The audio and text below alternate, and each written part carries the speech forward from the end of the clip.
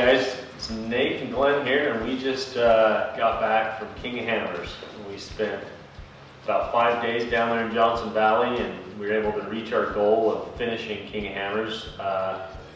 First time actually racing there. We've been there for a few years helping other teams, and I'd say it went pretty spectacular. Oh yeah. In your words. It was a lot of fun.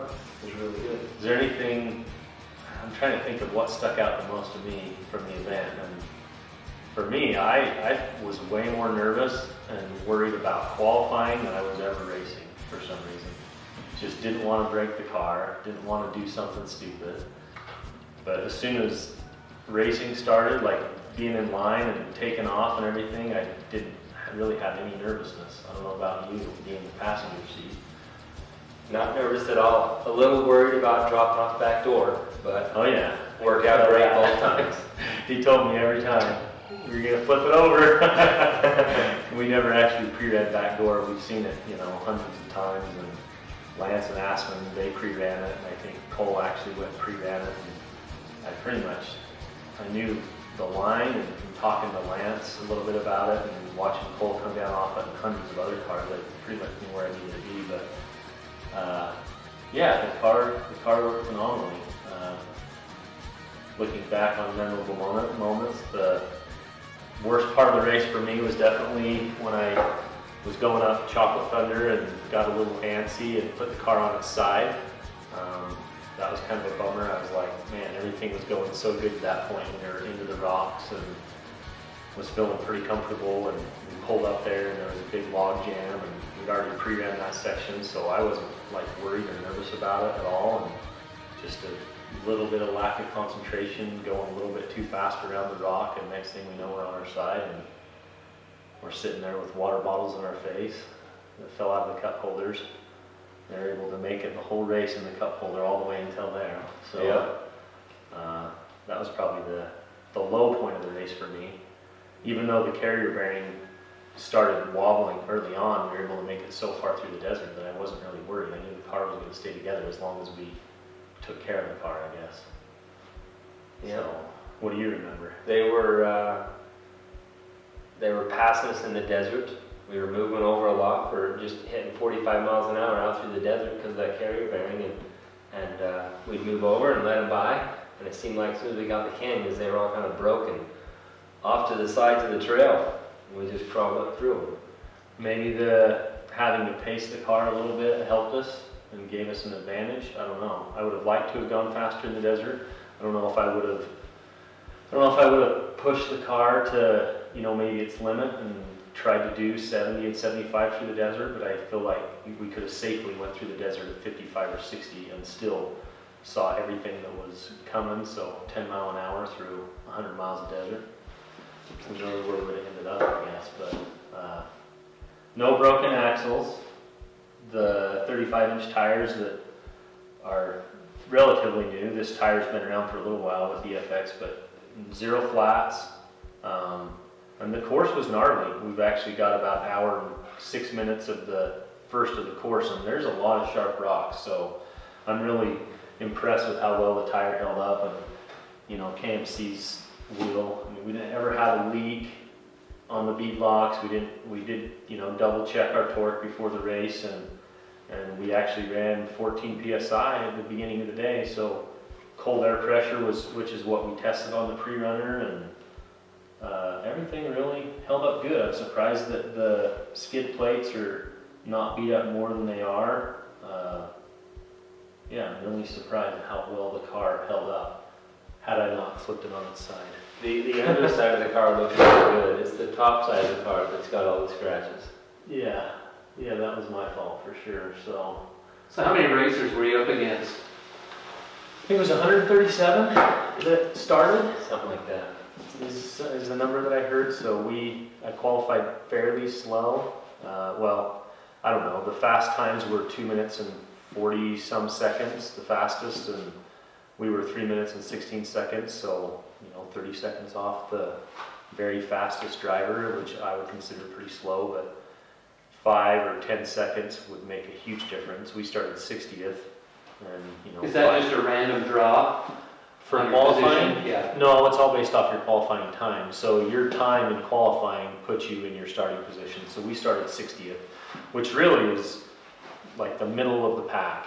So in front of, 75 guys, but behind, 58 other guys. So we started next to, I don't remember the name of the driver. From what I understand, he has won before. So I kind of just paced off him for the first, 30, 40 minutes, and then we got into a little log jam. The first little canyon out, does it have a name on the map? Not on the map, not on the GPS that I was looking at. I don't know the name of it, but that first little canyon, someone must have ended up upside down or something, because we come up on that and there was a whole line of cars. And it took a few minutes before people started saying go around, so. Yeah, we sat there for 3 or 4 minutes and people started stacking up behind us and people were honking a little bit, and we just ended up going around the canyon because there was at least a half a dozen guys stuck down in this little ravine type thing. Yeah. We went around it and got to pit 1, and it was a pretty perfect start really, until we hit something. Leaving pit 1, we hit something and broke the carrier bearing, or the carrier bearing started coming apart at that point. And we hit the back of the car, I felt like right on the skid plate on some round, smooth rock coming up out of pit 1, and right after that we thought we had a bent axle or something like that, and it was all based on our speed, and the traction was good. It pulled hard right up to about 45 miles an hour, and then it would start. Sounded like every time I knew I was going too fast, it sounded like the helicopter was right in our car. So I knew if I heard the helicopter, I just had to slow down. So, we just kind of cruised along. Sunday drive in the desert. The desert wasn't super exciting for us, but what was fun through the desert for me was, driving at that pace, you have plenty of time to do whatever. And so we were eating snacks and talking, and we would pass guys broken down, tire off the car, like they were working on cars. We were seeing, fire extinguishers, tool bags, straps. We were calling out all the stuff as it was coming. Oh, there's another tool bag, and it was pretty funny. Not too stressful, and the PRP comp seat, I was super comfortable the whole race. Oh yeah. Had I brought my own catheter and not relied on somebody else to bring it for me, I would have been really comfortable, because I think for about 6 hours of the 7.5 hours we were in the car, I had to pee. So that was the most uncomfortable part of the race. The pumper that we ran, I guess, what's that called? The S&B part? Yeah, the S&B particle separator. That thing, I've never actually been in a race car. I've ridden in one that's had them, but I've never had them on, and to have a pumper system is awesome. I didn't taste dust, I didn't feel dust, I felt perfectly clean, like I had just gotten out of the shower that morning. The whole race. After 7 hours and 20 minutes in the car, that was pretty cool. Yeah. So, yeah, seats worked good. The window nets and the door retention worked out really good.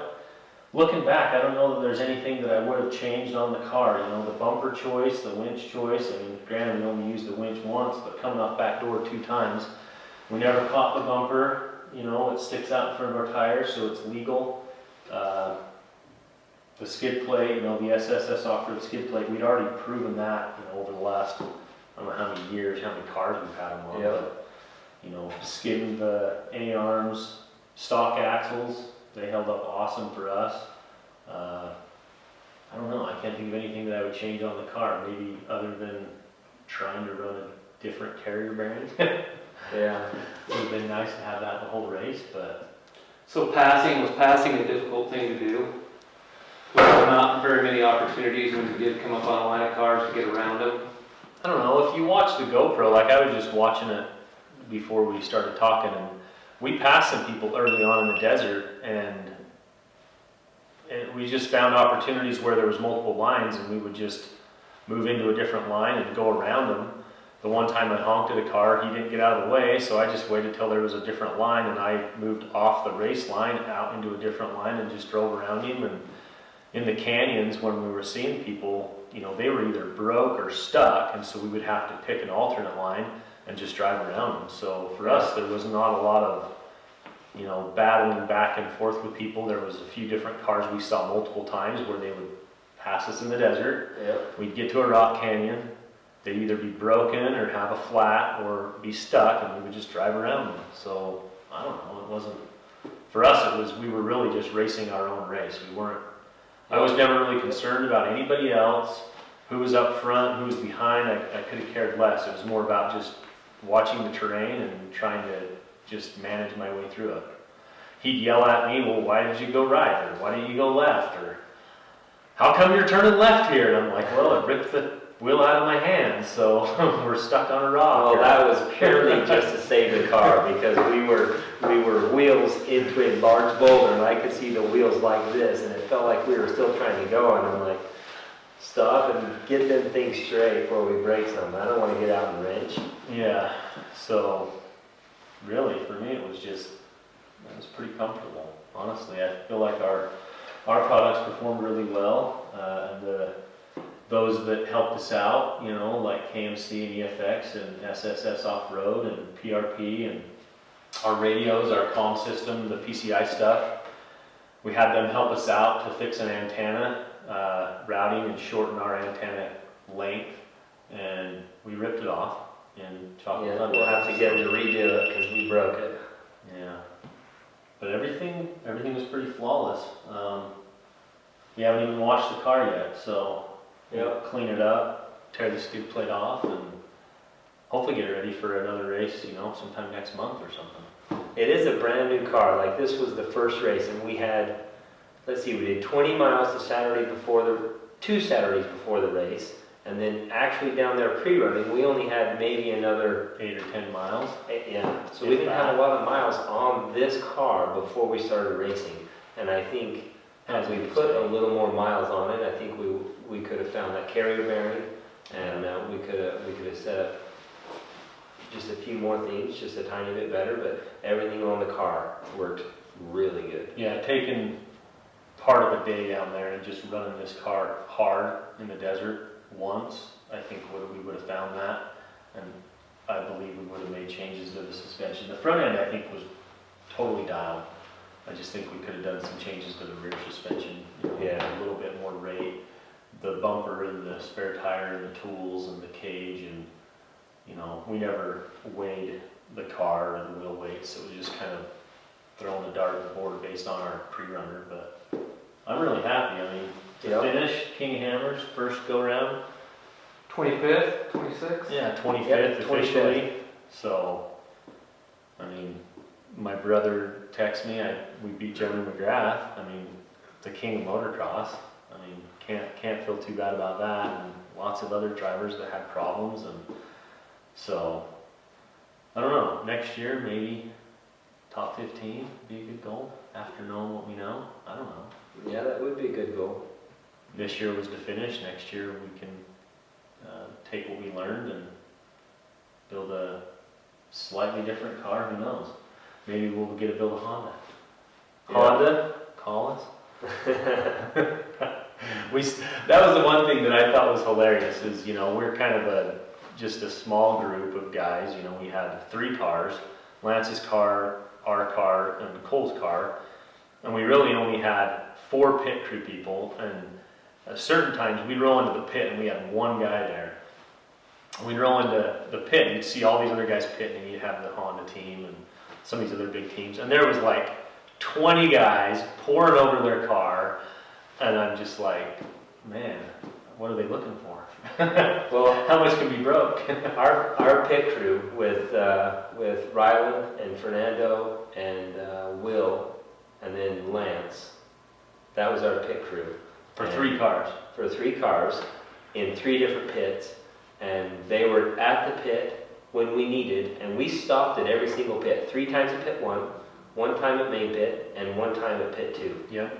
And we took gas just for those pits. We needed it definitely at 2, maybe 3 of them, but it was really just to look at the car, shake a tire.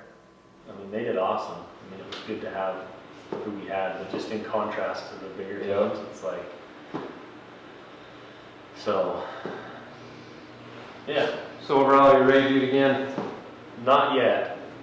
Hey, my neck is not feeling shaken anymore. I'm ready. I'm good. I tell you what, it was comfortable with all that protective gear that we had on. It wasn't super hot. Like we got a little hot going through some of the canyons, but The hottest I got was getting out of the car to hook up the winch line at Chocolate Thunder, yeah, and then getting back in and trying to get your harnesses back on. That was the hottest I got. As soon as I got in my seat and my harnesses were squared away, I put the pumper on, because as soon as you turn that fresh air into your helmet, it's kind of like it cools you down. And to not really eat or drink much the whole race, I never felt bad or upset or hungry, or other than having to pee. That was it. And it wasn't that bad, so yeah. it was pretty dang good. So clutching was on point with starting line. I mean, I watched our belt temperatures as much as I possibly could, and I never saw them really get hot. I never saw anything over 180. Yeah, like 180 degrees. 45 miles per hour probably helped that. Oh yeah, I think we definitely would have seen our belt get pushed a little harder, I'm sure. But even in the rock canyons, there was no shuddering or slipping, or I mean, the car worked as we had hoped. So looking back, I have no regrets. We finished. Yep, So that was the goal. To next year. that's right. Hammers 2021. Here we come.